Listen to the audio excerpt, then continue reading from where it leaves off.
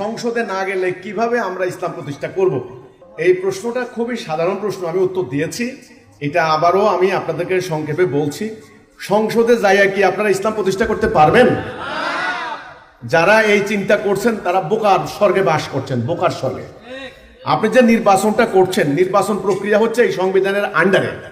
আপনাকে এই সংবিধানে আপনি যখন এমপি হতে যাবেন, নির্বাচনের প্রতিদ্বন্দ্বিতা করবেন, তখনই আপনাদেরকে যে মেকানিজম এর মধ্যে ঢুকানো হয়, যে সমস্ত কাগজপত্র সাইন করা হয়, যে সমস্ত শপথনামা করানো হয়, তাতে এই সিস্টেমের আপনি বিরোধিতা করতে পারেন না।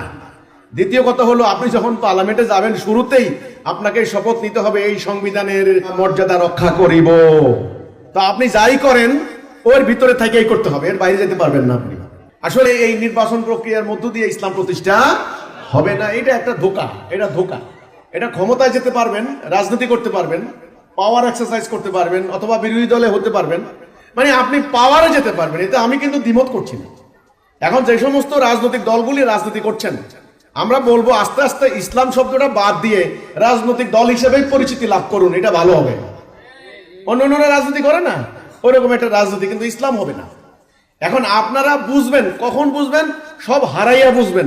ওই জায়গায় যাওয়ার পরে বুঝার লাভ কি? আর হারাইয়া বুঝবেন লাভটা কি? ততদিনে যা হওয়ার হয়ে যাবে, সর্বনাশ।